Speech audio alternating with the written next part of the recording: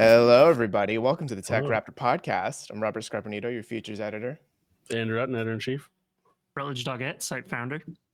Andrew Stretch, Wyvern editor. Wyvern editor. You've edited away Wyvern's name, and he's now Clive. No, I just sometimes remove their arms, sometimes give them wing arms, and sometimes give them separate wings and arms, just Truly to confuse visionary. people. This Makes week, wow. a Wyvern while. This week on the podcast, we're going to talk about Final Fantasy XVI. So this is just your off-the-top spoiler alert. So if you haven't beaten the game, probably don't listen. Rut, see you later. No, I'm kidding. You can stay. There's I think nothing that was worth a little spoiling. bit too much tongue in the kiss between Sid and Clive. Yeah. But some would say not enough. Some would say And not enough between old Hugo and Barnabas. Yeah. It's true. Today we're gonna do something where we're gonna try to rank the best boss fights of Final Fantasy 16. So we have here a list of 10, and we've bracketed them up. So we're gonna have kind of like 5 1v1 rounds where we argue about which ones are the best of those, and then once we have 5 left, we're gonna rank them from best to worst. And of course, our list will be the objectively correct one. That's right. So whatever is the best boss fight by the end of this hour or so is objectively the best boss fight in Final Fantasy 16. They'll put that on Wikipedia, and it will just live there as fact. And they'll cite us. That's where all facts live. I'm gonna put out right now that I think that I'm for some reason gonna be the one that is objectively wrong amongst the rest of you. I don't know. When Scrappy's reacted, I think this is gonna get a little heated. I have many thoughts. Oh hell yeah. Yes, but And I'm just gonna chime in arbitrarily based on what they look like. So right. Do you want to tell us, because like right before the pod, you like scrolled through a list of some of the boss fights, and there were some that really piqued your interest. You mind telling us what your favorite one is, just by like aesthetic? Yeah, so I'm looking at IGN's list of bosses, and the first one that comes up is Gigas, and it's like a little goblin guy. Reminds me a lot of Austin on our team, so obviously towards the top. And then the second one is the Imperial Cannoneer, which is dude with giant ass gun. Yeah, the big can. Those things are fucking annoying. Oh, they're fun to fight. It looks dope. I love that. I love the way that they use their rocket weapon in the same way that like a Ruby character uses their weapon. That like half of the time it's melee, half of the time it's ranged, and then the rest of the time they're using it to physically launch themselves across the arena. Yeah. For such beefy guys, they've got some fun movement to them. So I love that you've chosen a lot of the bosses where they're basically just big enemies that the first time they introduce you to them, they're treated as a boss. This game does that a lot. So in our list, I looked at that similar list and narrowed it down, and we all kind of narrowed it down from there.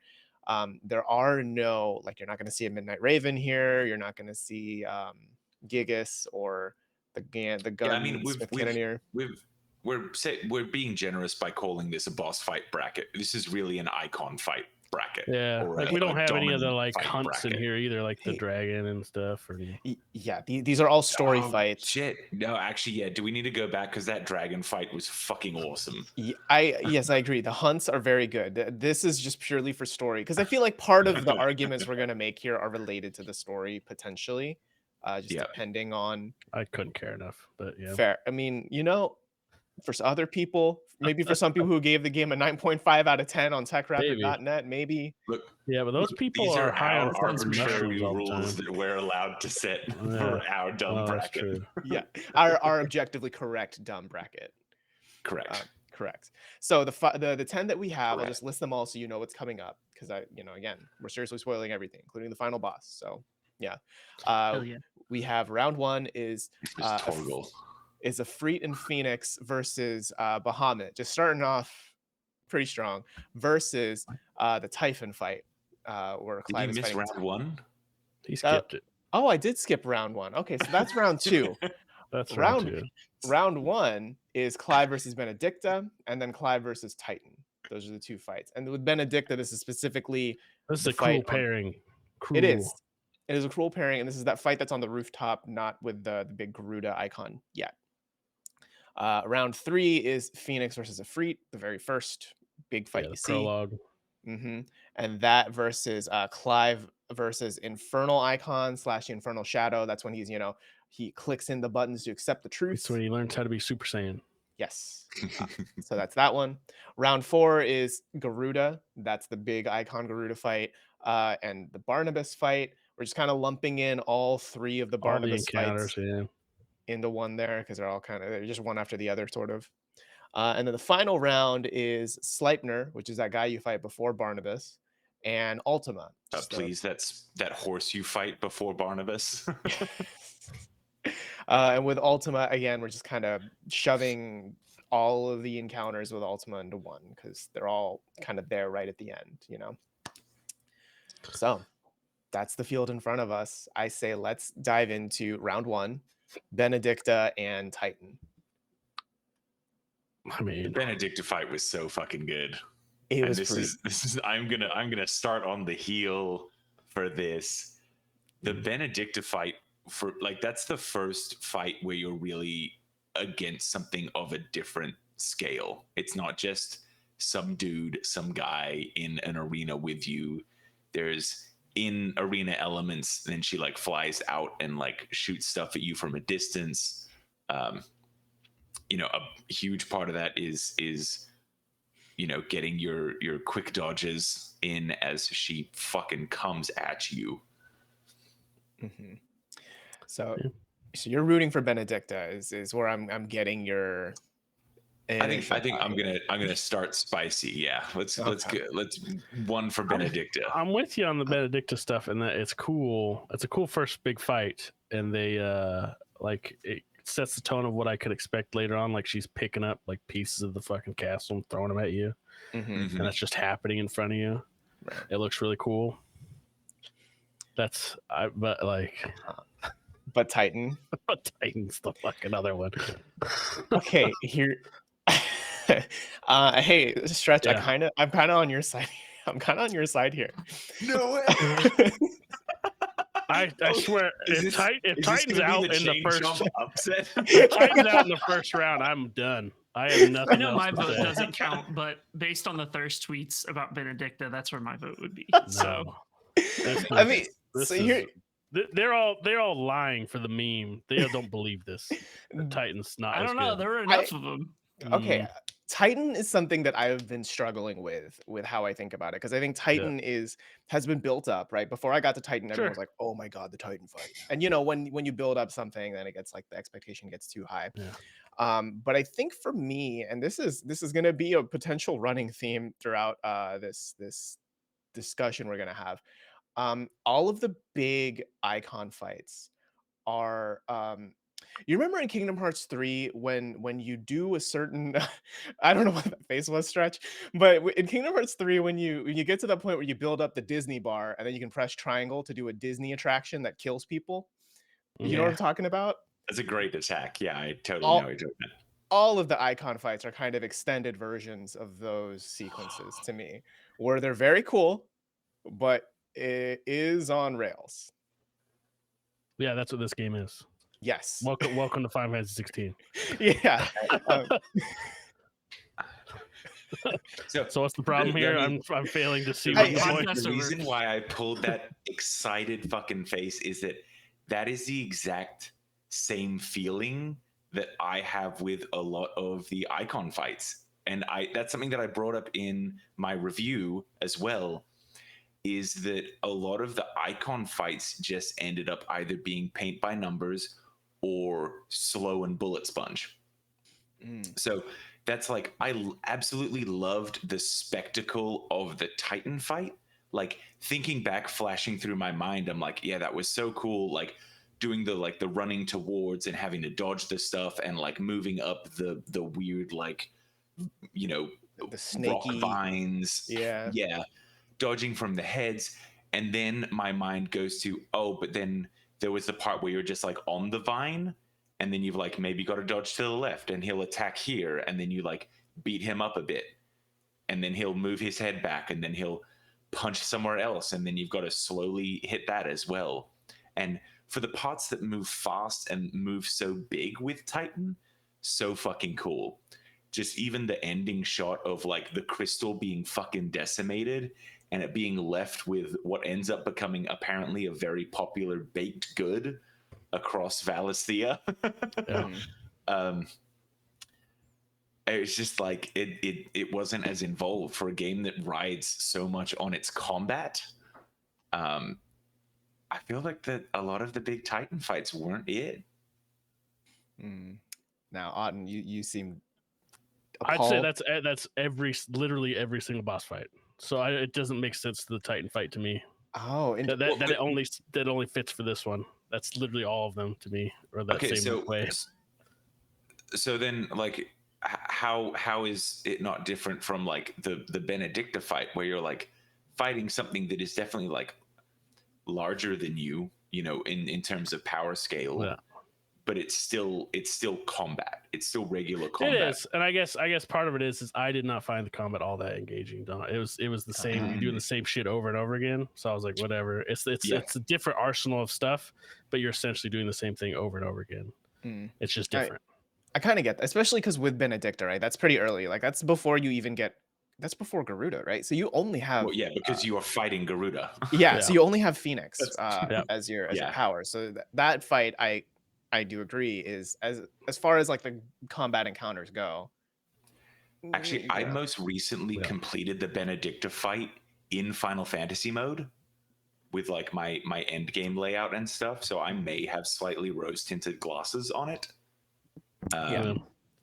I'd say even with Clive's full arsenal, it's still all pretty much you do the same shit over and over again. See, I think I would disagree. I feel like with Clive's full arsenal, that fight would be very, very fun. Ultimately, I think I'm landing on Titan's side only because how to put this? Like, I think generally I do prefer the vibe of Benedicta's fight. It fights like that because I think for me, it's the idea of you spend most of the game playing as Clive and doing Clive things and like really practicing your timing and figuring out when to use the icons the best, etc. Right. So then when they kind of take all that away from you to do the big Efreet fights, they're cool. But it's also like I haven't been practicing this, so it's a lot easier because it really just is, press square to win for most of them. I will also erring on the side of, I'm sorry, if you're still finishing a point, finish your point and then I'll bring up mine. Yeah. So I think just generally, I think this Benedicta versus Titan thing is a good lens for me to examine what do I like and not like about the different kinds of scales of boss fights. I think with just how Benedicta is early, I really like. I think Titan is cooler than Benedicta is funner, if that makes sense.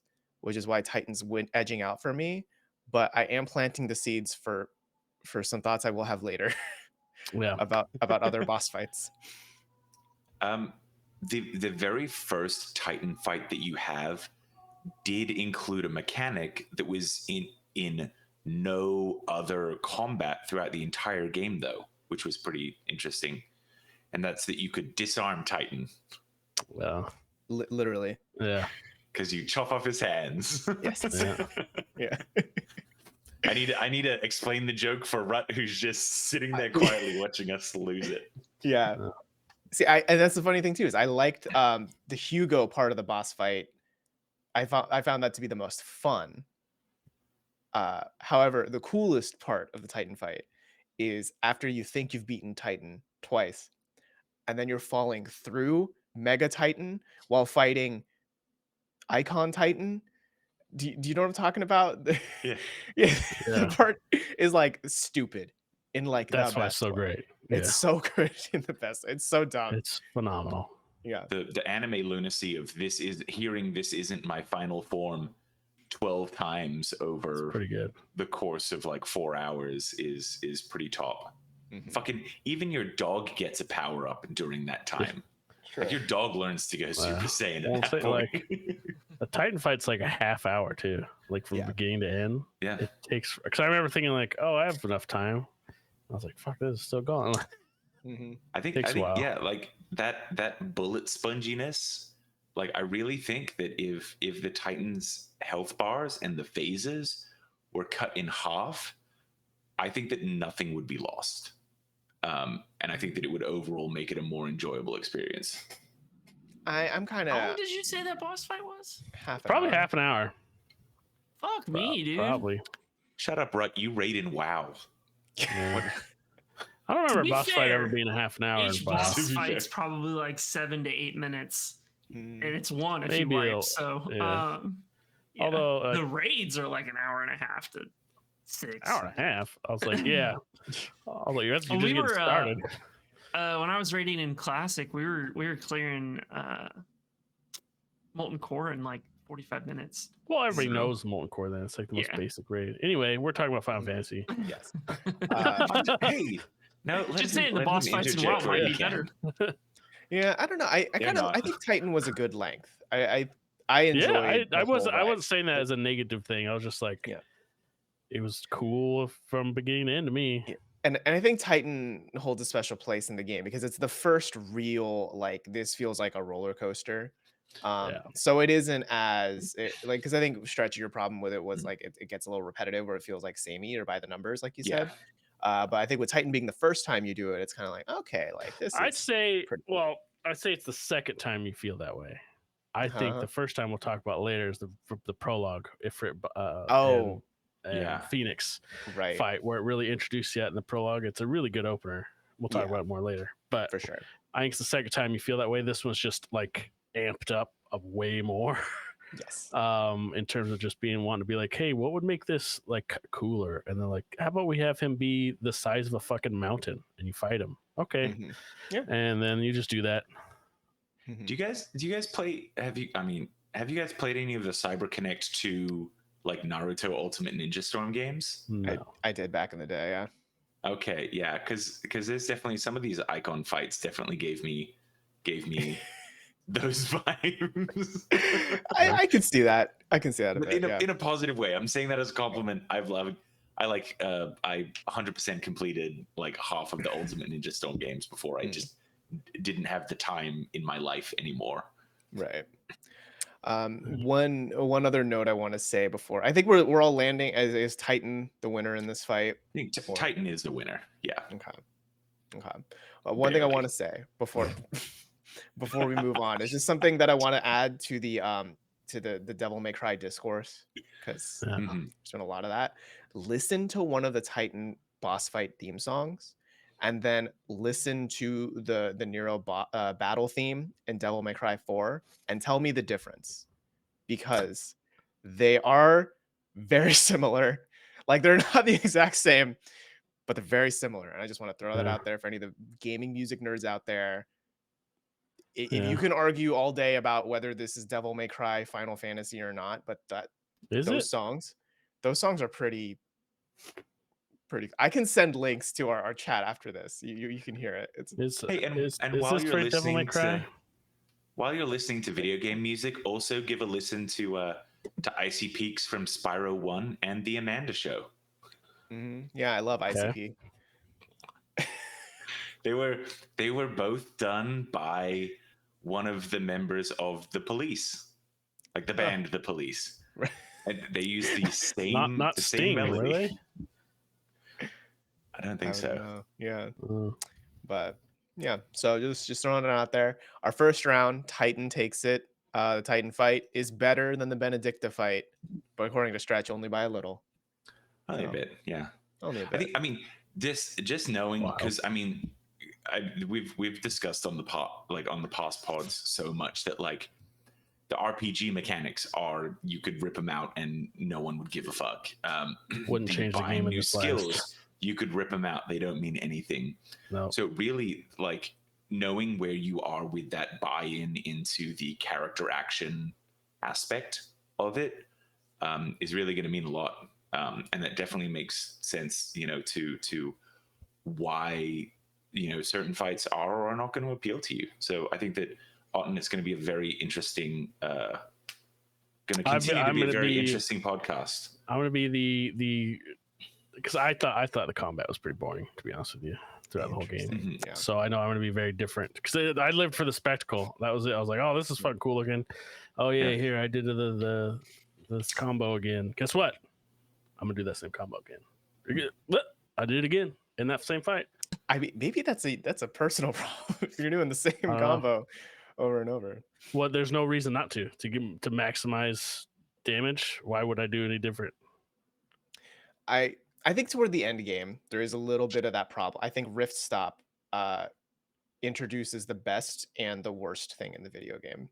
That ability where you can like cancel, like that Odin ability where you cancel anything and it like freezes time because it's so I've never good. used it. But if you use it, you can chain like 4 ultimates together in one stagger session. But like once you figure that out, it's like that's the only way to do like the highest damage numbers. So it's like why do anything else? And that I think is a bit of a problem. But there's a whole other discussion. Oda did make it more interesting, the combat. His abilities, I will say, are definitely the most interesting. And another DMC thing. I was chatting with Austin about this because he didn't tell me what Odin's ability was yet. And halfway through the fight with Odin, I was like, I swear to God, if this is just Virgil from Devil May Cry, this game is just Devil May Cry. And it is Virgil from Devil May Cry. His power is straight up the 1,000 cuts or whatever it is. Hey man, if the formula ain't broke, don't fuck with it. Yeah. It makes me wail its sister to the end. Devil May Cry now. Suddenly to learn this. I think that's DMC fine. is a little more fun than this. It's definitely even more actiony. But anyway, next one. Round two. Ifrit and Phoenix versus Bahamut, and then the Typhon fight. The one in the weird white void. Yeah, one of the like definitely stands out as like very tonally different than the rest of the game. Even compared to the last fight. Like Ultima's probably the closest to that, but it's so weirdly different than everything else. Yeah. It is different, especially the music, right? That's what you were kind of harping on. I think when I first heard it, I was like, this is a Yakuza theme song in a Final Fantasy game. Because it does feel like it would fit in a Yakuza game, in like a Dragon game. Yeah. I think part of it is like, Typhon is otherworldly. Like Ultima feels otherworldly, like truly godly in the game. So I think that's part of it is like it's uneasy. You're supposed to make you feel uncomfortable or different by genre. But yeah, I mean, early takes here. Typhon versus Bahamut. Is there anyone leaning one way or the other with these fights? Maybe we just chat about Bahamut first, see how we land. I mean, Bahamut's dope, so like. Yeah. Yeah. Speak more on that, right? Hold on, right? Speak more on that. Yeah. I mean, like every Final Fantasy game has like a really solid design for Bahamut. Like, yeah, true. It's a giant dragon that can yeet you. Like, what else? What is there not to love about it? Mega flays your ass. Mega flays, yeah. This Bahamut was so powerful, he rivals Donald Duck in Final Fantasy history. That's true. Zeta-Flare? As one of the very few casters. I was looking. Did he do Zeta-Flare? Zeta-Flare. When did he do that? Zeta-Flare. Oh, I was looking too for that specific reason, and I didn't catch it. No, he does. I mean, because I was playing it on review, so I was playing it well before I could say anything, well before I could talk with fucking anyone. Yeah. And I'm there going through this fight, and I'm like, Zeta-Flare, is he gonna do it? Is he gonna beat Donald Duck? And he did it, and I was like, oh my god! I remember a challenger. I remember Terraflare. I'm googling now to see if I can watch it. Because I don't remember seeing a Zeta-Flare, but maybe I'm just misremembering. Probably there's so much stuff going on. Whenever they showed like whatever they were casting, it was a little word at the top of it. So unless you weren't paying attention you were gonna notice it. Yeah. Because I was like, ooh, I wonder if he'll do it. I was watching for it the whole time, but I missed it. Yeah, no, he does. He does. That's funny. So I think that puts finally someone as powerful as Donald. Well, so I did in fact do some digging into this as it happened, and there is one other character that has done a Zeta-Flare, and that was, I believe, from what the internet says, it was the Bahamut that was in Final Fantasy XIV that caused the reboot to Realm Reborn. You know what? That's right. I remember that when people Like, talk about the only other time it happened was literally something destroyed the fucking world. Bahamut destroyed the world and restarted everything. The MMO. Yeah, basically restarted the timeline. So Bahamut wins. It reset an entire game. So Yes. That was the Final Fantasy 14 Bahamut. We're talking about the Final Fantasy 16 Bahamut. Oh, That's fair. different. Okay. Yeah. Fair. Yeah. This Bahamut fight was pretty cool. This is one I have Right. no objections to it. Like, this is a roller coaster I was happy to be on. Like, it was pretty good. Yeah. It kept getting cooler and cooler. It was Dragon Ball Z. For context's sake, Rut, this was Phoenix and Ifrit fused together to give Ifrit the power of extra fire and flight. And then Bahamut and Risen Ifrit flew into the stratosphere. Into space. So that you're having a giant laser fight as you're watching like the sun and the curvature of the earth underneath you. Pretty rad. Balls to the walls, anime as fuck fight. Mm-hmm. Okay, so we don't even need to talk about Typhon. We can move on. They're different. That's pretty dope. Bahamut's pretty fucking great. And you know what's crazy about that is it happens like right after Titan. Like pretty much immediately. Like you have back to back like insane shit happening. That's awesome. And I think very much to what you were saying in the last round, Otten, the idea of like, oh, I'm here for the spectacle. Yeah. That was the spectacle for me. Oh yeah. Yeah, that one's pretty great. Yeah, of it. It's pretty wild. It is very Dragon Ball Z, and I guess just because of the design of Bahamut and like Ifrit, it made me kept thinking of Gundam a lot because like Ifrit kind of looks like a Gundam in a way. I mean, it's just a big thing, yeah. And so it just kept reminding me of that, but it's like in all the best ways because it's just fucking stupid. Well, isn't there like a Mecha Bahamut in one of the games? Blue Eyes White Dragon. So maybe. Yeah, I'm sure there is. I mean, it's great. If I'm being honest, I feel like the Typhon fight was the lowest point for me. That was where I was like the closest, I think, to kind of giving up on the game and being like, I don't know if I like this. It was the moment I think where I was like, oh, is this where this is going? I remember thinking that like, oh, we're getting really weird because people were. I remember reading that like, oh man, the like third act like really everything goes to Kingdom Hearts getting off the rails. I'm like, that's one Kingdom Hearts looking motherfucker right there. Yeah, and he literally steps out of a void. So I was like, I'm kind of down for that, but yeah, he was definitely stood out, and I don't know if in a good way. Like if I looking back at everything together, it's definitely very different. I don't know. Yeah, about it. It was different, and I kind of feel like it was also disconnected to me. It felt disconnected from what Ultima ultimately becomes. You know, it felt so weird. That was like, is this a monster Ultima controls? Is this another Ultima? Yeah, we never really got the context of what the hell was going on really there. Yeah, so story-wise, I wasn't as into it. And at that point in the gameplay, I was kind of like, I don't know. I mean, the things that happened right after that hooked me back in because, that's, where you get Ramu and all that. But Rip Sid. Yeah, Rip Sid. Yeah. But yeah, I think between Bahamut and Typhon, it's a pretty easy Bahamut for me. Yeah, Bahamut's pretty great. I really enjoyed the Typhon fight. I liked actually the mechanics of that fight. Yeah, the mechanics. This was one of the only Icon fights where it wasn't just get close and mash. Like when it did like the big wall thing, or it would like I would have loved enemies if and then set beams out, and you'd have to like it almost turned it into like shmup isn't the right word, but it had more interactive elements to it than just punch hard. Yeah. It was extremely. If I wish Rut had played this fight alone, he should look up the video of this. It was like, oh, this is a raid boss from WoW, 100%. Yeah, like big time. Like when the wall was coming at you, I'm like, I've done this 100 times in boss fights on on WoW. Yeah, you're an expert. I was like, oh, this is very familiar. I'm at home here. Yeah. And so for that, I did enjoy it. But yeah, I liked it. Yeah. Who the fuck is Typhon? Like, still don't know.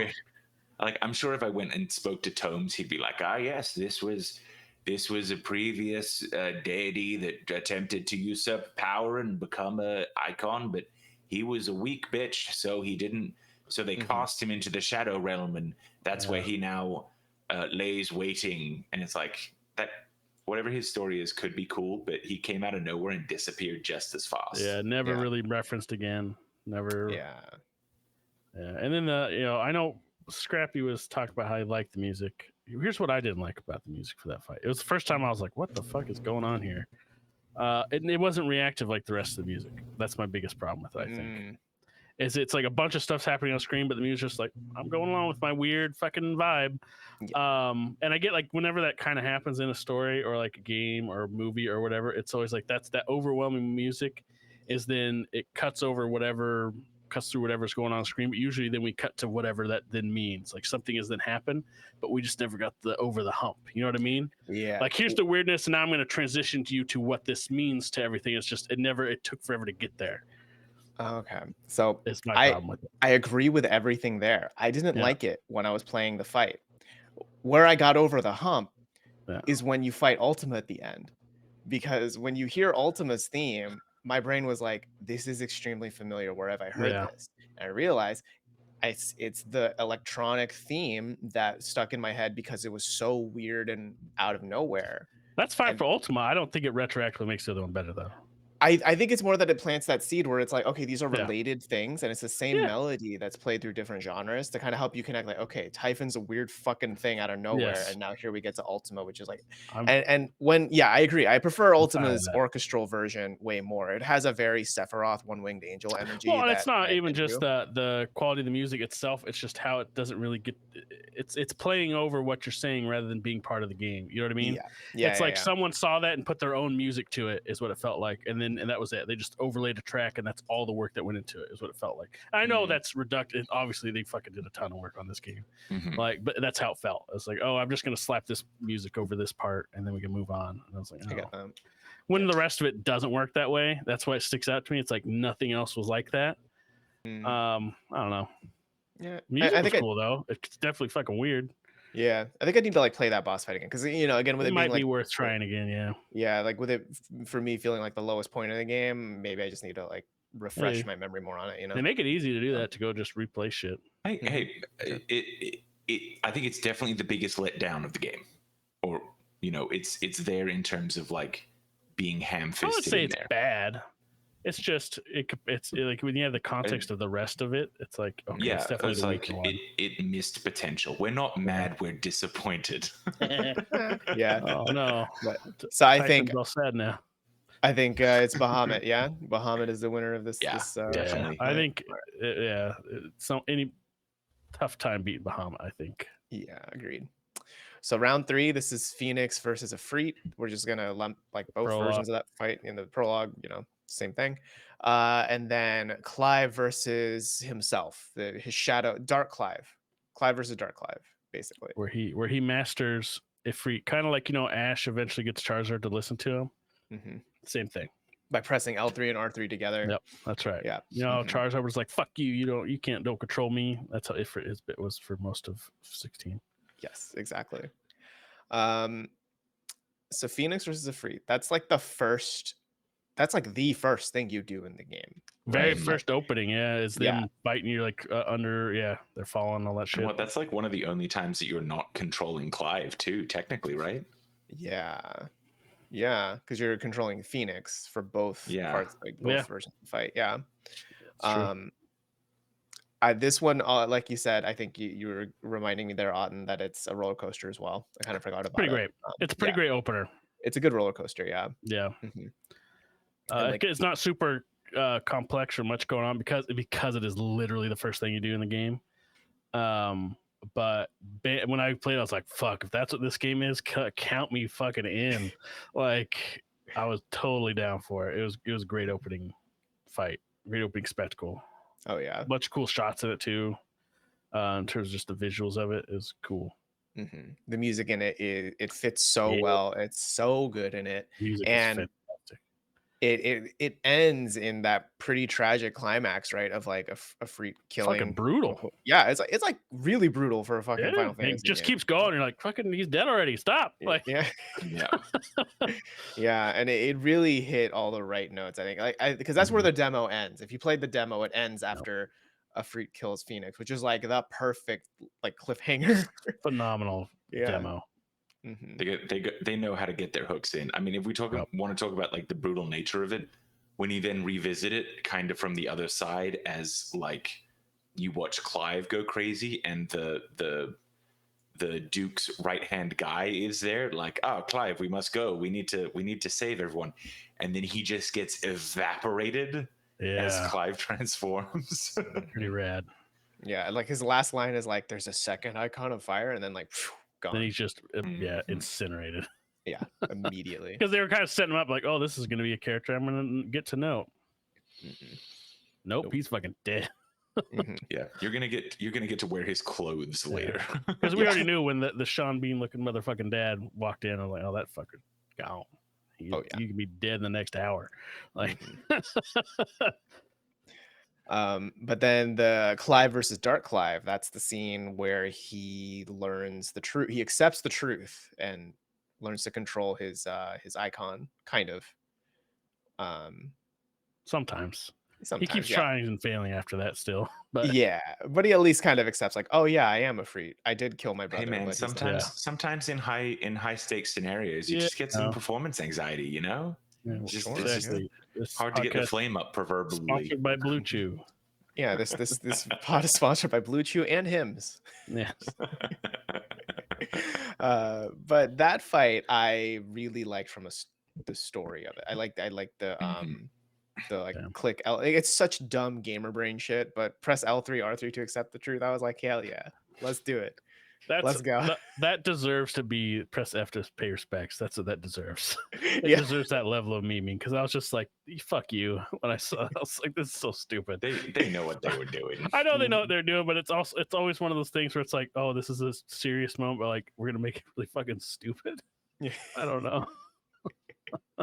I mean, I was into it because symbolically that's how you activate your what is it, the pre-icon or whatever it's called. I can't remember, but something like charge.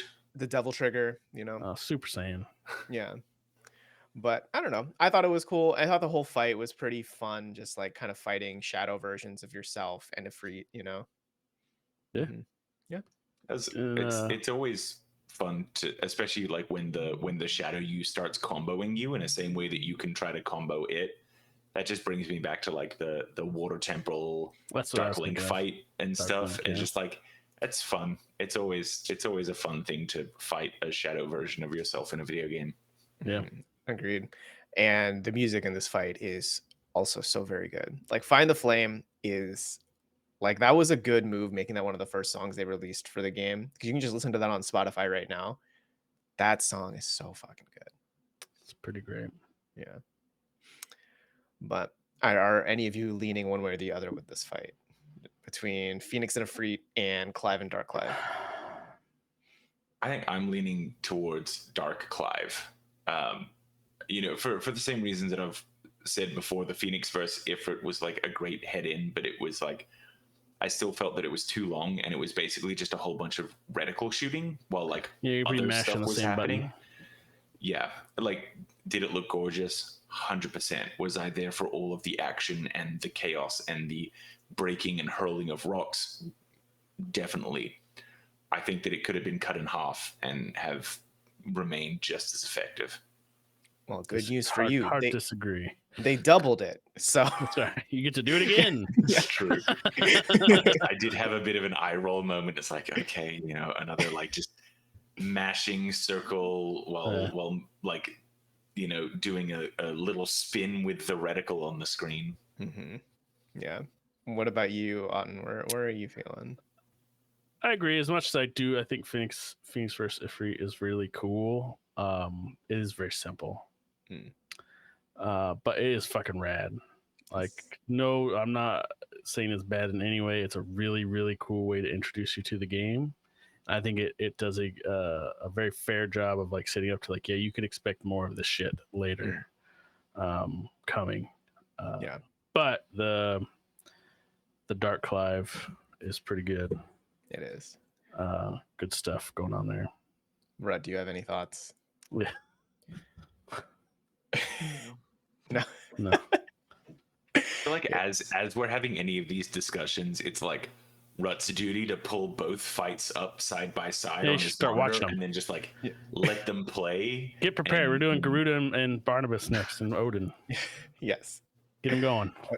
But yeah, I think I agree with you. I'm leaning toward Dark Clive as well. If anything, just for the L3 R3 thing being like that perfect, just fucking like dumb but cool thing, Yeah. you It's gonna be know? the meme. Yeah, I mean, like I think it takes the Call of Duty one is a huge meme, but it takes a special game to make pressing a button that blatantly obvious feel that cool, you know? And Yeah, I don't know I if mean, it like feels that cool, but it gives that God of War game where you click both sticks in to press someone's eyeballs in. that's It, fucking cool. That's yeah, cool. That's cooler than this. Let's be fair. that is it's cooler than this, yes, but it's that same kind of like okay, Yeah. this is stupid, I was like, but had that cool. idea. They're like, we should do this. Like, should we? Like, yeah, it's fucking good. Yeah. It's good stuff. Round 4, the Garuda fight, which is the big one after Benedicta is defeated. And then Barnabas / Odin. This is just all 3 Barnabas encounters. And by that, I mean like the 20-second first one, the 30-second second one, Yeah. and then the like 15-20-minute third one. Yeah. Yeah. The Garuda fight kind of felt also like a Kingdom Hearts kind of fight where you're fighting a big monster, you know? So it's like big like Yes. AoE attacks. Because you don't transform, you aren't, well, you are a freak, but you don't know it yet. Kind of like Yeah. Clive When doesn't you know it don't, yet. yeah, you just fight. You don't ever fight Garuda as a freak, right? It's just Clive, Yep. correct? I think so. So you fight you it's after you're like done fighting on the hilltop, then he goes full great ape form, to stick with the Dragon Ball Z metaphors, and then there is a fight on like the leveled plains. Oh yeah, where because then Tornado she's ripped out all the fucking brass. crushed, and That's- Sid walks over and is all sad. That's right. That's the first fight that they introduced the idea that like yes, Clive can like take people's powers. Yes, they are still technically dominants, but they don't have control over their icon in the way that they did Garuda's before. just wild at that point, essentially. Yeah. Yeah, and then that adds stakes to the Bahamut moment later, because we know that like Dion might fucking die. Yep. Yeah. Yeah. But the Garuda fight, I feel it was cool. I think I like the Benedicta fight more, if I'm being honest. And then I think I with you on that. yeah, and then Odin's fucking cool. That was a good fight. I like the Barnabas fight a lot. What's he gonna say? I think the first time you encounter him in a fight was one of the coolest like arenas for a fight ever, and then they hardly used it. I was so Yeah. fucking pissed. I was like, "This is fucking rad!" Like, so That if was Rhett very doesn't know, strange. they like Odin splits the sea essentially, like the like fucking Moses. Like Moses with a Beyblade. Yeah, and just Well, use that's the dope. knife, fucking sword knife, whatever. It's a big Use a knife. sword. spear. It is a Same knife. thing. No, yeah. And cuts the thing in the sea, and then you go down to the bottom because his fucking boat falls in, and you're just at the bottom of the sea as there's 2 walls of water around you, and that's where you fight. And they're like, okay, you get 20 seconds, and then you bounce, and you're like, Yeah. oh, this is so cool looking. Mhm. I want to be here longer, and then fucking gone. We're out of Yeah, here. They do one of those forced lost moments in video Yeah. games. Where Clive Yeah. gets fucking rocked. Yeah, I mean both of those the first 2 fights, because that first one was in the it's like a Well, with castle kind of thing. or- after the Sleipnir or whatever, Sleipnir, how you fucking say his name? Yeah, and you lose both of those, and Yeah. those I was kind of like, okay, you just got mortally wounded, and then you get up and you're like, I'm gonna go fight him again. Like I barely recovered. I'm gonna go fight him again. This time it'll be different. Wow. But I think I like the third fight the most for Odin. The big fight at the Mhm. top of the tower. You don't ever get to fight Odin. Yeah, and I think that might be why I like it a lot. Probably. Yeah. That was another one that it's like when you're fighting something so much more powerful, and especially like he would do like counters and stuff to you, right? Or is Yeah, that- he would block, and then if you hit him enough times, he parries you, if I remember right. Mhm. And then there's just a lot of like just big AoE stuff he does while you're playing as Clive. Like that one ability where it's like kind of those like weird like electric crosses that kind of just appear on the map. Yeah. Or that one where he just like shoots a wave out that's kind of similar to the Typhon fight in a way where you need to get behind him to dodge it, that kind of stuff. I don't know. I was pretty into all of that personally, and just like the kind of like one-on-one swordship sort of stuff. I think weirdly enough, one of my biggest issues with the Odin fight is that, like, because I mean, everyone can pretty much agree that in terms of a Final Fantasy game, Final Fantasy 16 is not difficult, especially as you are learning the combos. You found like the one combo that is your thing, and if you're doing all the side quests and stuff, like it gives you ample resources to be able to have more consumable items, to be stronger, everything. That by the time I got to Odin, it like there wasn't tension. There was a whole lot of very powerful attacks, but you have so much to mitigate that you can like just tank them at that point. I think that would be a very difficult and a very different and more hype battle without having, you know, the second strongest weapon in the game and without having, you know, 12 potions strapped down my thigh. But it just like that fell into that tipping point of, you know, the combat is somewhat trivial, which they definitely, you know, they definitely solved in the Final Fantasy mode. But you still, you know, it still means that the first however many tens of hours playthrough of this game is, you know, in terms of challenges on the simpler side. And, you know, we're also all saying that as people who have played a shit ton of video games and do it for fun. And we're into video games, we practically voluntarily write about them as well. So I think Odin was a bit of a letdown because I never had the need to learn his mechanics. Yeah, I can kind of see that because you do tank a lot of his. You can tank a lot of his stuff and be fine, right? I don't know. I think just one other thing I think I liked about Odin is that this is the point where it felt like a clown game to me in a great way. Because it story wise, it's where it all just broke down, and I was like, okay, this is not going to be the best story ever. Because Odin he's just like he goes from like, you know, first he's like this badass, like he's a general, like a president, king god general who conquered an entire continent with his bare fists. He's a fucking badass, man. He and doesn't then age either. He doesn't age. Same. And then you interact with him more, and he's like, oh no, he's just a servant of God. And yeah, he's just a fucking douche. That's really boring. Like I was really let down with that characterization. I agree. Once it started going with that, I was like, oh man, because like that first time you see Odin when he's on the battlefield, like as there's a big battle going below, he's fucking imposing. You're like, oh fuck, Odin looks badass. Yeah, looks cool as shit.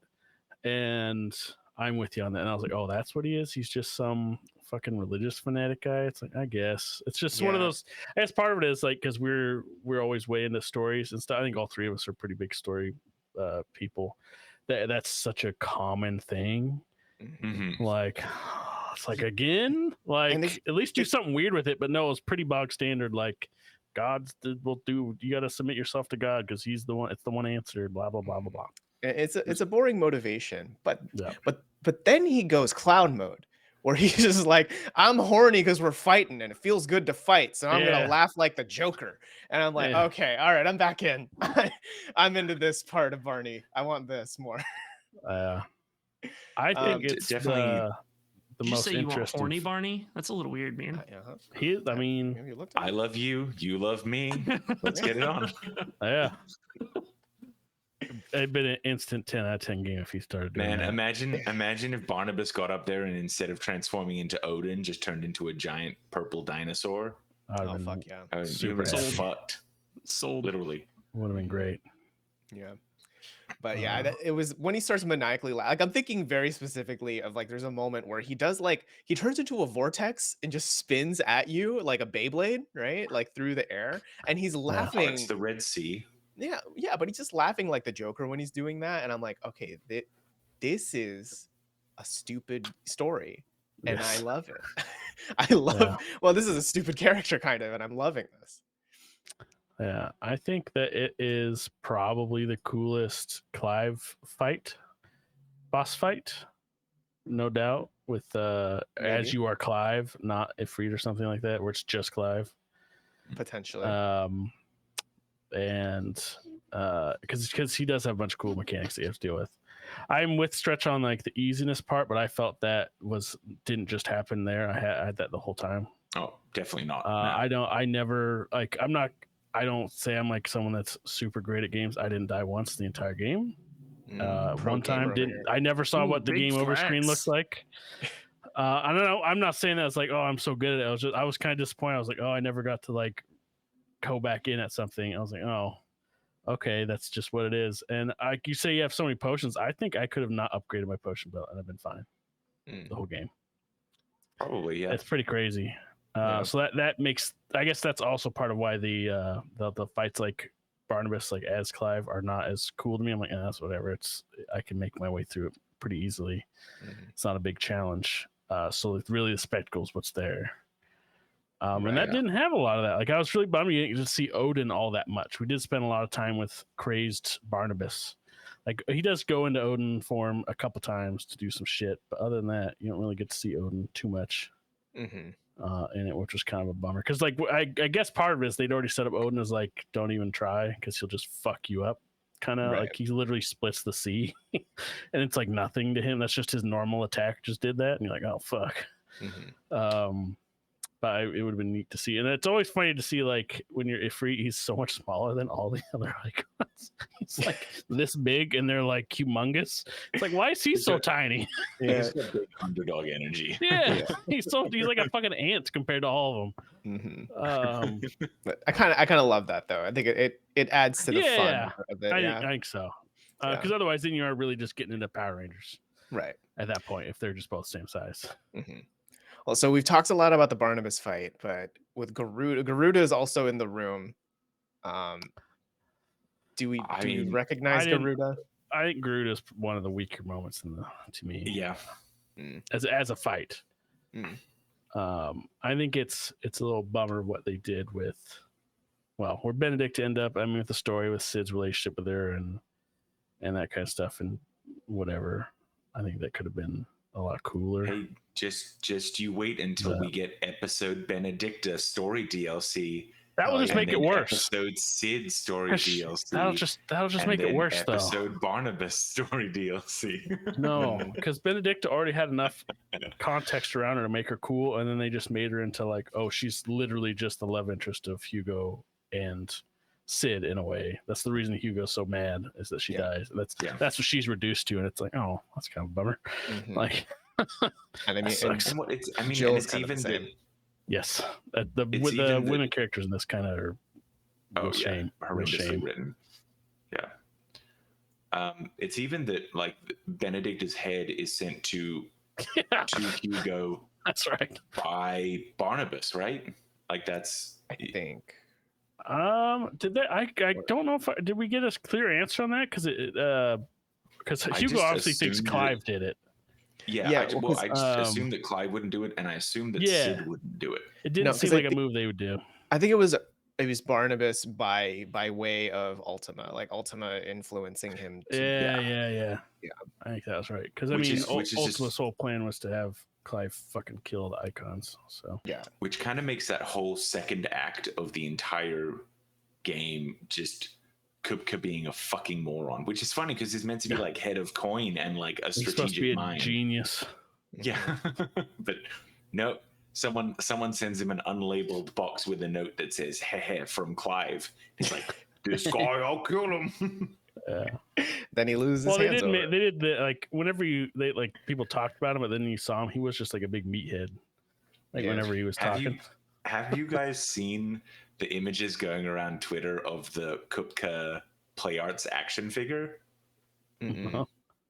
That depending on whether he's in like a powered down or a powered up state, he has like different poses, but they've also got it so that he can have like the kind of like Titan fists which has meant that for design purposes, he's got from the wrist you can detach his hands to swap between his powered up and his powered down hands. Yeah. So the PR photo is just a handless Kupka, and it's just like, well, that's perfect. Good job. Pretty good. Spoilers. Yeah, right. But so between Garuda and Barnabas, It's gotta it be sounds like Barnabas. Gotta be Barnabas Yeah. eats it out. Okay. All right, and then the final round here, Sleipnir and Ultima. Sleipnir is that character right Sleepy before nerd. Sleepy Nerd, right before the first Odin fight or Barnabas fight. Yeah. And then The Ultima first time just Clive being gets rocked. yeah, and Ultima just being the entire whole last last- 2 hours of the game. Yeah. The whole Ultima last looks bit. way cooler. Mhm. It's Ultima, kind of you like Ultima, you like that kind of Marilyn Manson look. This looks like somebody who's ready to fuck you up. Kind of. well, I mean, there's all those news stories about Manson, but He has such big fourth act anime vibes. oh yeah. Yeah. For the first time you saw him, it's like, oh, obviously this is where we're going. Like, Mhm. Yeah. Well, that's why I really want to call out fourth act in the same way that we're like, oh, Odin is the big bad. Nope, there's a secret big bad that's been behind him. that's right. That's so, The like, an real big anime bad. fucking God. thing of like, Yes, essentially. That's You- what all you defeat the JRPGs are. enemy. You kill God. mhm. That's a key factor in them. Mhm. Yeah, I feel like this kind of isn't a contest. It's Sleip- unfair. It's a little unfair. it is Yeah. unfair. I mean, the Sleipnir fight, I'm surprised how much I liked it, but There's some neat stuff going on. But that's I would say that like the Sleipnir fight is definitely better than Clive and Garuda, and better, and I would say that it's better than Phoenix versus Ifrit because it's really Yeah. like the one grounded, just like pure content fight. yes, Um, yeah, But against Ultima, this is a wash, ladies and gentlemen. Yeah, it's kind of it is unfair. not fair. Yeah. The Ultimate fight's just so big and so much going on. Like, it's reminiscent of the Bahamut stuff at times. Mhm. The Bahamut fight, because it takes place in just absurd places. Yeah. And crazy shit happens. So maybe what we do instead of chatting all about Ultima here, what if we just give this fight to Ultima? This is I think that's fair. it's the free, and then we now go through these 5 that are left and rank them. What about Yeah. round 6, which is me versus the door? The door. I choose You the still door. not figured out what the door. So I was nothing. curious about this. I remember It's gotta seeing be it. DLC. He does comment on it, like you say. Yeah. Yeah. Just for but- context, even if you played the game, there's one yeah. door you see right after. Is it Is it a door? Eastwood or something? Where Yeah, it's as you're going through the mall, the area to the far north, east. Northeast, past, right? It's yeah. past the one of the first little Oh, no. towns where that one fucker lives, where it gets drowned in the in the ether flood. Yeah. yeah. There's this doorway that you go by. Oh no! You guys are thinking of a different place. This is north. Is it? It's further north from Northmore. It's when you're going from the city, from where you get your change of outfit, and you head further north, and then you get to the Phoenix Gate. Right, yeah. Oh, So it's you're right, after yeah. it's right after you get your outfit. That's what I'm thinking. Okay, yeah. So it's not the Yeah. ether flood place. It's the place where the Total northwest. where It's Wade, the place that gets Wade and his overrun by friends. bandits that you then repopulate Yeah. Yeah. later. And it's a clear thing too, because from the screenshots you showed, it's down a straightforward path, Yeah. and then just a shoot off, and the only thing it goes to is this. So Stretch had brought this up that he thought this had some crazy main character energy for a door.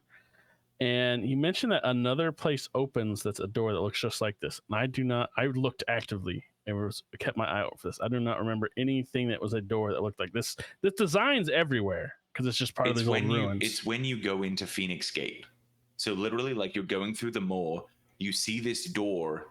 Clive actively comments on the door. Yes, I saw. Then I know you the go door. to Phoenix Gate, and then when you go into the ruins of Phoenix Gate and down the steps, to where the Phoenix Trial is. So like the first time that you face Yeah. like the Grim Reaper, there's a door that has a crystal on it the exact same way, and Clive grabs the crystal, it lights up, and then the door parts and opens. I don't remember it being a circular thing. There's not a crystal by the door you walked by. The one that he comments on that doesn't open. It's like in the door. It's like as if there was like a crystal handle in the center of it. It's like a little blue gem. My gut is this is DLC or like an update later. You know, it Maybe. could be something like a Bloody Palace tower mode, or it could be where Leviathan is, and that's the DLC. You Still know, like a weird thing to Leviathan is- include in the base game, though. Like Yes, usually yeah. the DLC would add that section, not have it in the main game, which Well, is why I'm like full conspiracy theorist with Stretch here. Like yeah. there's got to be some weird way to open that door. So there is some story stuff to it. Is that like when you're in Phoenix Gate, you can touch the thing, magic pulses through the crystal, and the door opens. But in this place, the mall, magic does not work. Like you can't even like use any of your abilities. You can't use like your short dash in this space. Well, So that's it true. it is a door that should be able to be magically opened in a section of the world that is entirely devoid of magic. Mhm. That's why, I mean, I think it's a metagame answer, but I really do think it's like DLC update. Yeah. Like it's has something to that they'll be. add I'm in. sure. I do think it is a weird red flag, right? That like it's fine that the door's there, but it is weird that Clive He has recognizes one little line about it. Yeah. Yeah. Unless they sorry, really just they were doing it just to fuck with Stretch. Yeah. I mean, they may have done. I Like this guy really I liked don't Tunic, know. and he's gonna review the game, so let's fuck with him. Mhm. So the door wins this round for now. The I door think. is the yeah. winner. Yes. Yeah. So I'll Sorry, rule myself Stretch. out. Yeah. That's fine. But okay, so the top 5 that are left, these are the 5 that are left, and we will rank them now from Yeah. best to worst. Okay. We got Clive versus Titan. We've got Freeton Phoenix versus Bahamut. We've got Clive versus Dark Clive. We've got Clive versus Barnabas, and we've got Clive versus Ultima. It's funny how like 4 of these are the last like 4 things that you Yeah. do in the game. Yeah, Titan, Bahamut, Barnabas, and Ultima. Yeah. Yeah. Yeah. I mean, I think from that list of 5, and I may be presumptuous, I think that the Barnabas Odin and the Shadow Clive are gonna be fighting it out for position 4 and 5. I'm reticent to say you're right, because I think I'd be the only one fighting tooth and nail for Odin to be higher. Mhm. Because Yeah. I really And I did mean like that fight. That may mean that Odin is 4th. Yeah, that could be what it means. Yeah, you Well, didn't like, change anything what he said. Yeah. Well, no, I'm saying like yeah, you might be fighting for Odin to be higher, but out of the verse Titan, the verse Bahamut, or verse Ultima, which of those do you think that Odin was better than? Titan for sure. Easy answer for me. Interesting. Wow, this is not how I expected any of this to go.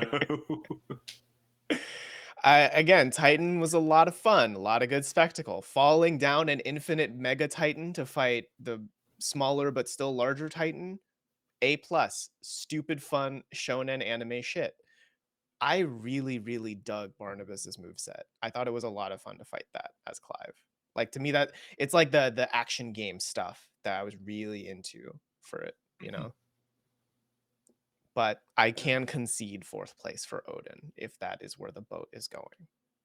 Well, okay. I mean, I apparently I was being very presumptuous. I mean, Do we all? Are there any? I don't fights about disagree. Shadow being fifth? I've made my feelings clear on what I thought of the combat in general. That it was kind of Mhm. pretty mediocre to me. Yeah. But yeah, I So- mean, I am okay with like Shadow Clive 5th, Barnabas 4th. Is that what we're thinking here? Or not? Yeah. Actually, Mm. is it going to be weird to say that I think that Ultima may be 4th? we haven't talked about Ultima yet. Okay. That's But true. that's Yeah, let's fucking chat about wild. Ultima. That's Let's a take wild some time statement to you talk just about made, sir. Ultima. I'm 1,000% in disagreement there. Because to me, Okay. Ultima is a better version of the Odin fight in like every way. I think that Yeah. Ultima was a really good evolution of the Typhon fight. In that, like, there was more to being Ifrit than just moving in and hitting. Like, it had that like bit of bullet shmuppness. Well, to that it. part, but there's a whole like humongous fight that's where you're Mhm. Clive Yeah. too. Like, And Yeah. where you go through all of the icons to use the abilities against him. Yeah, and that stuff, that part's which fucking was cool. Okay. fucking cool. Yeah, Like, that's like I that's think like that Ultima's kind of the best of both worlds, honestly, kind of as a Yeah. fight. I agree. That Weirdly, part is like what made QTEs like I like those QTE of all the QTEs in the Yeah. game. I like those ones the best because they were pretty cool. I had a guess that this was going to happen. I was like, I wonder if they're going to have us go through these, because it's like it's a very obvious story thing to do. And I was like, okay, they did. And like everybody got to comment at some point. All the characters got to say Anime as something, fuck. except Joshua. I was like, what the fuck is this bullshit? No, He was No, too he busy says- being dead. Anyway, No, he not during says that something. whole wheel. No, it wasn't. He didn't say anything. 'Cause Well, I he was- does when you use Phoenix. When you summon the Phoenix, he says something there. I don't think he does. I'll have to look it up. I'll We'll have see. to go back through my footage. We'll see. 90% sure, but Because I remember seeing like, why is everybody else saying shit? Mid got to say something. Like, what the fuck is this? fucking mid.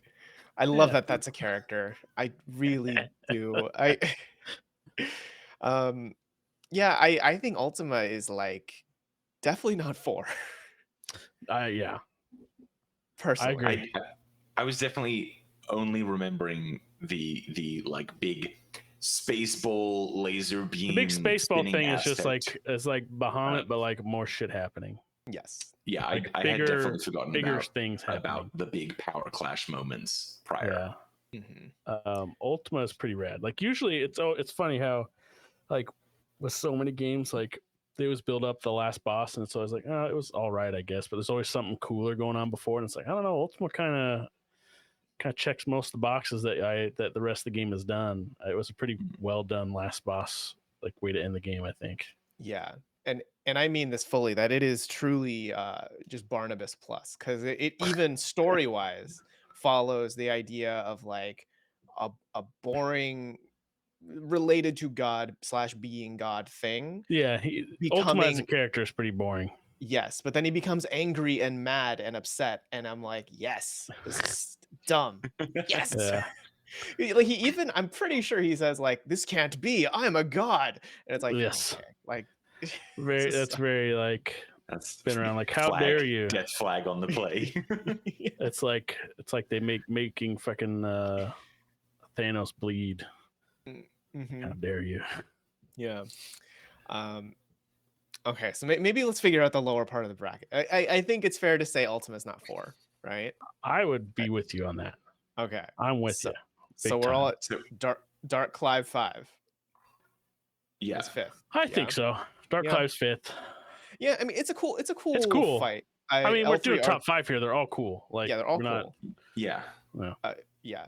And then 4, I'm willing to concede Barnabas for this. I'm putting that on the table. How generous of you. So what would you put in for on then? Yeah. Barnabas, yeah. Also, Okay. Mhm. Okay, then yeah, I think or actually, honestly, I'd flip Barnabas and Shadow Clive personally, but Oh wow.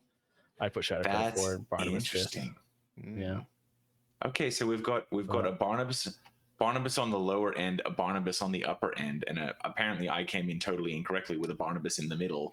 So I think Barnabas in 4th may truly be where I think that's probably based we on our land. general sentiments is Yeah. probably where it ends up. Yeah, it's 4th. All right. Okay. Yeah. Okay. So now here. It does Here's have where- the coolest fight arena still. So like Titan's that in third. the ocean's pretty great. Top Top 3 is rough. this- For me this is is rough. Top 3 is Yes. very top, rough. top 3 we have Titan, Bahamut, and Ultima. Not in that order. Just those are the 3 that are left. I think I know how I would order them. I think I right do now. too. Stretch, you have a face. Yeah, let's I hear just like stretches first. Interestingly though, like after talking about how much we like, especially like Scrappy, you and I like talking about how much we enjoyed like the Clive versus something like the more technical aspects of the fighting, we've ended up with aside from the different sections of Ultima, we've ended up with 3 predominantly icon fights. Yeah. Which is just an interesting observation to me. I disagree with that observation. Yeah, he wouldn't be having it in that order. He conceded Barnabas, remember? Yes. Well, that's true. Sorry. And also I'm the flip of you, where you only remembered the big space fight from the Ultima fight. I remembered everything else but that until you mentioned the space fight. I'm like, oh yeah, that happened too. 'Cause to me, what stood out way more was all of the Clive fighting of the Ultima fight. Okay. Clive fighting that was pretty good. Yeah. Pretty good. So I think my third place would be Titan. I agree. I agree. Titan's Okay, third. Titan 3. Okay, that was easy. I'm Titan's glad. third. Okay, Titan is third. We're all like trying not to step on toes. No, the Bahamut and Ultima I think is hard because Now it comes down to I think Bahamut is it's got pretty cool story stuff that happens with it. On top of it, like Ultima obviously has got a bunch of cool story stuff because it's literally the fucking end of the game. But it's the when Clive and Joshua reunite, they come together. Dion's is all fucked up in the head and crazy shit's happening with him at that moment. It's got some of the coolest visuals of how that crystal breaks like over the city. Like it's like in terms of like the spectacle and just like beautiful shots. I think it probably is my favorite part of the game in that respect. A bunch of cool stuff like that going on. Ultima's just a funner fight. Ultimately. Yeah, I think I'm with you on all of that, and I think I lean toward, for me, Ultima is number 1 in this list. Because I for one, the music in it, absolutely loved it. It is fucking cool. If you listen to it, you'll notice the Ultima his theme, their theme, playing, which is the very, one-winged angel like violin thing, right? Yeah. But it's in the same key as Find the Flame, which is pretty much Clive's theme song. So they play both of those alternating and then simultaneously during the fight, and it is I always love it when games do that, when you can have like 2 characters' themes, or even in musicals, right, where 2 characters' themes are like playing against each other in a way where like the themes are fighting in the same way that the characters are fighting. I know it's like monkey brain shit, but it's also like really fascinating. So I love that bit. Yeah, in the Ultimate fight, and just the fight itself to me is top tier. What about you, Stretch? What do you think? I think that I would agree. Like Bahamut, I think is an incredible fight, but it just doesn't have that level of complexity to it that Ultima fucking nails. Yeah. One thing plus that Bahamut does have though is it leads to Clive's terrible mom fucking killing herself, which is pretty rad. She's both a terrible person and a terrible character. I thought her character was one of the worst in the entire game. Just written wise, it was just so like cartoonishly evil, and like the one that was like, obviously here's our Game of Thronesy character that we're not going to do a good job with at all. Here's our Game of Thrones bit. She's controlling everything. And like she fucking sucked. Not good. I was so happy when she fucking just dead. I mean, especially with the way that she just like fucking fawns over younger brother's name? Joshua, yeah. The way I thought you were talking about like the one that was made Emperor. I was like, I don't remember his fucking name. Was very Cersei. In a bit. Yeah, it's just not very, very well executed to me. Which is too bad. But whatever. It felt weird to be so happy to be like, fucking finally I don't have to see her shit anymore. Like when she killed herself. Like, thank God. Yeah. I don't know. The Ultima fight gave me very do y'all remember the end of Kingdom Hearts 2 where it's like a 6-phase boss fight with Xemnas and like Dragon Xemnas and giant how mecha could you ship forget? Xemnas? It's one of the best things ever. Yes, the One where Ultima he's fight. just sitting in a chair in his Keyblade armor Yeah. before Keyblade armor was even a thing. Like Mhm. what? Yeah, it was very spectacle and cool, and I think the Yes. Ultima fight, it kind of like it's not they're not a lot one to one, but there's like a feeling that was very Yeah. similar of like this is just big, over the top, crazy Yeah. shit going on. It's funny how much we compared to Kingdom Hearts, and which is Nomura at his peak. Which this is not a Nomura made Final Fantasy game. Mm-mm. He's doing the But 7 remake. yeah, but it Nomura is definitely ends like infecting one. Square. Yeah. Oh, it definitely felt like one. I was like, if someone's like secretly they reveal later, like, oh, Nomura was heavily involved the whole time, like that makes sense. Like, this makes sense. He was you playtesting it, and then shortly after met somebody in an elevator, and Yeah, it's like I have some the rest notes. is history. Yeah. You defeat Yoshi P, and then Nomura reveals himself as the god. He's that, Ultima. that Yeah. Yoshi P He's has been Barnabas worshiping the whole time. Yeah, yeah. But is that what we're landing on then? Bahamut is second, and then Ultima is first. I think so. I felt going in, I thought for sure Bahamut was going to be 1. I thought I had a Mm. really good shot at it. But the more we talked through Ultima, I was like, yeah, actually, and it coming to the realization it's kind of best of both worlds, and that it had a really cool Clive fight and like really pretty badass spectacle going on too at the end of it. It kind of does it all.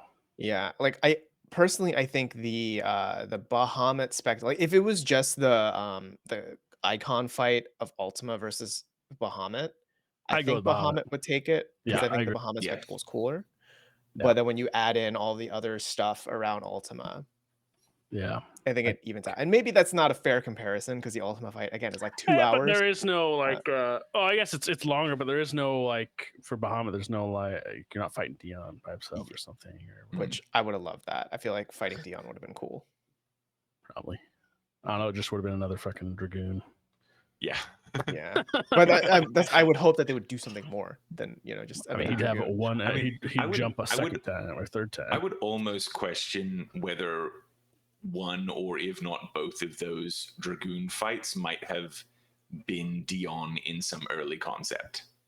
Maybe. Because it is a bit strange that there's just like 2 named Dragoons that you fight at different points in the story. And aside from that, you really don't do anything there's to a do hunt with one. Dragoons. Yeah. There's one that's a hunt. Oh, yeah, there's a third one. Yeah, there's Yeah. the hunt one that goes crazy. Yeah, that's like, I'm here for the Emperor. And it's like, shit, he doesn't know what's going on, does he? Like, Yeah. Oh boy, you're going to be waiting here for a while, son of yeah, Jim. they're all fucking dead. Yeah. But there we go. Ultima is objectively the best boss fight in the Yep, game. in Final Fantasy 16. They truly I saved the gotta best for last. say, They did. we aligned on a lot more than I expected us all to. Well, things would have gone way differently if you guys would have fucking picked Benedict over Titan at the beginning. Let me tell you. I was ready to be done. I was gonna be out. But that was I thought you guys were going there. I was like, no fucking way. I'm going down with the ship on this one. That's part of the reason I made that one of the first when I was seeding it, because I was like, that's a good time to kind of dive into my problems with some of the fights, with like the spectacle versus the technical.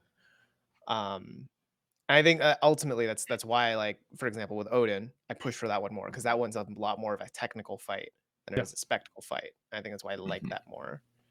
So now we've got to ask Rutledge, between What's your top 5? Gigas or Ultima, what was your favorite fight between the very first boss, the fodder enemy, and the ultimate boss of the game?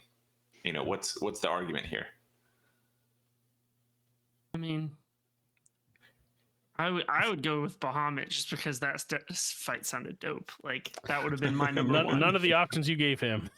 Yeah, exactly. That's the problem. That's how good Bahamut is, I guess. Yeah. It's pretty That's rad. always been like one of my favorite in the Final Fantasy series. You should honestly, I think that the fight's like probably 15-20 minutes. You should just watch it. Just watch that fight. Yeah, it's worth It's it. pretty cool. Yeah, there's like 2 or 3 phases in the Bahamut fight, right? Because there's like when you're on the ground, and then in the air is Phoenix, and then in space. In the air when you're above the crystal and stuff, you're fighting on the crystal. Yeah. Well, I still think that was such a cool shot too, of the crystal above the city and stuff. Like, it's beautiful, cool stuff. Yeah. I like kept thinking the whole absolute- time with all those big mother crystals, like, fuck, those look so good. Like in a game. Mhm. Like it's kind of wild what games look like now. Like I saw Yeah. those people were doing like comparison shots of like in-game 16 versus like Spirits Within. It's like the game looks better and shit. It's pretty wild. That's where we're at. Yeah. I mean, that was even like I remember back in like the end cutscene of Kingdom Hearts 2, when you go from like the PS2 graphics to being on the beach in the world of darkness, Mhm. and it does that shift into the pre-rendered, and it's like, oh my god, Sora looks like a real human. This is amazing. And I was Yeah. like, oh, that's Ca- fucking nothing. Splice in the PC Gamer magazine. The graphics get better than this. And it's like PS1 fucking 3D It graphics. was like Unreal Tournament or something. It was something like that. Yeah, Peak some graphics. shitty 3D game, 3D model. I mean, that's the thing with Final Fantasy, right? It's always like pushed That's graphical always been boundaries. his big thing. Yeah. Yeah, and like this is no different. This is like some of the best looking video gaming out there. I always think back to the That's a different cutscenes discussion. Is it? I always think Yeah. back to the cutscenes of 8 and 9, Mm. like and Yeah. and what they looked like for the time that they were in, and that was always like the The cutscene cinematics Holy of crap. Final Fantasy are always like one of the coolest parts of them. yeah. If we're gonna be talking about the graphics of 16, that's a different day, different discussion that I will Mm. disagree with you on. Okay. fair. But I saw someone say these are like the best character models in the game. I'm like, no. Yeah, no. no. I think it's just like cohesive aesthetic. It all looks pretty Oh like yeah, I'm not saying it cohesively looks terrible good. at all. No Yeah. way, it looks awesome. But Mhm. Yeah. But that's so let's just go through our top 5, I think, and that's it objectively yep, I'm The f- on Wikipedia editing it in now. right now. Fifth Please don't get us best banned. fifth best fight, Clive versus Dark Clive. Number 4, Clive versus Barnabas. Number 3, the whole Titan fight. Number 2, the Bahamut fight. And number 1, the 2-hour-long Ultima fight. The end of it, the whole big thing. Just the whole final bit. Yeah, it's good shit. Yeah, it's good stuff. It's So Like also, let's end with this. Do you think Clive's alive? oh, we want to talk about the story real quick. I kind of don't care. Me neither.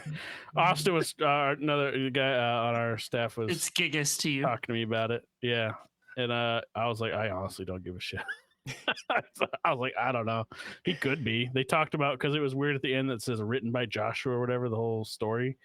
I'm like, well, he's really dead. But also I was like, I don't know, is he? Because he's the Phoenix and Rebirth's the whole thing. I'm like, does he ever fucking die? I don't know. Who cares? And it's probably Clive because they talked earlier about how he's going to put down the sword and bring up the pen. Right. Right And, shit. and he's changed his name once, or like he's adopted the name Sid. So Yeah, he could But change it again. Who knows? yeah, like I've read the theories about Clive is alive, here's why, and it's like, sure, cool, Okay. that's fine. We never did actually see him die. We just saw part of him turn to stone. Right.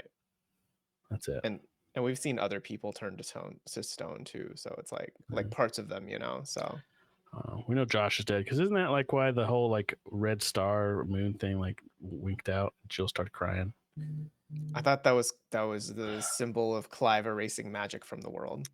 I have no fucking idea what that meant. I have no idea. I tried looking it up and then I stopped because I was like, I actually don't care.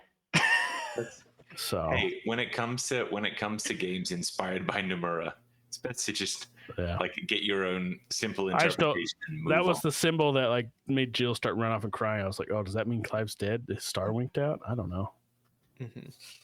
I mean, there's even like I read someone who was like, well, wolves only howl to signal to other wolves to come back to them, and so Torgal Torgal howling. howling signal for that's like a Come on smoke back, signal Clive. for Clive to come back, Yes. which is a symbol of I him mean- being alive still. It could also just mean Torgal doesn't know he's fucking dead and wants Clive back.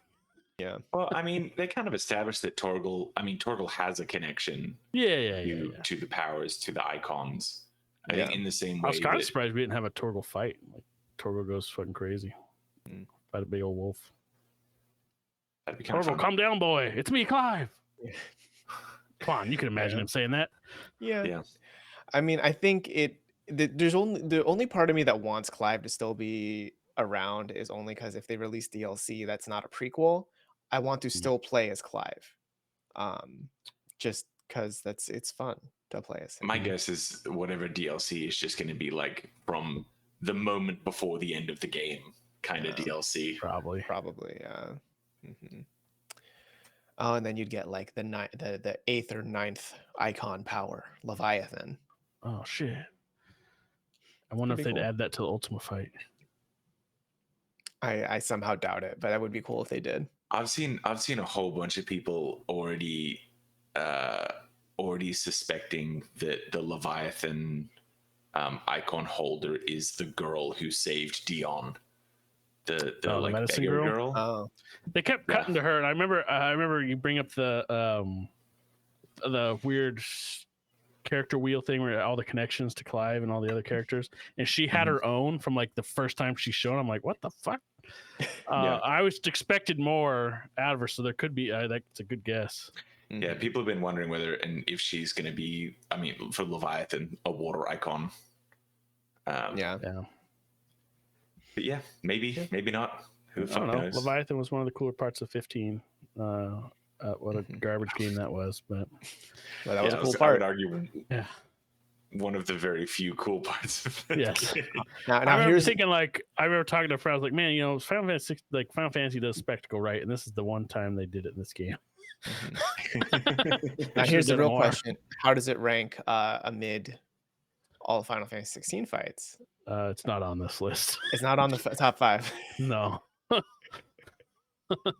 No, that was very paint by numbers. No. Like that felt like a gimme fight. Yeah, I could see that. But that's our list of the best Final Fantasy 16 boss fights in the whole game. Comment if you agree. Otherwise, we don't want to hear what you have to say. Well, I'm curious. Yeah, if you disagree for some reason, let us know in the comments down below. I guess you can let us know how wrong you are. But yeah, go ahead. Fair. But yeah, we hope you enjoyed. We hope you agree with this list, because if you don't, that you wouldn't be right. Rut will cry. You'll make Rut cry. Well, that sounds like a good thing, though. Actually, that's an incentive to disagree. No.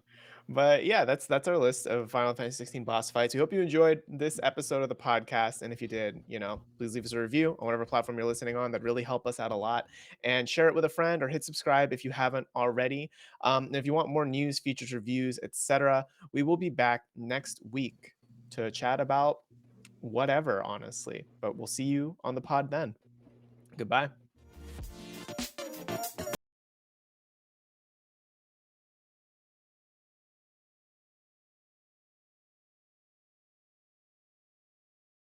Yeah.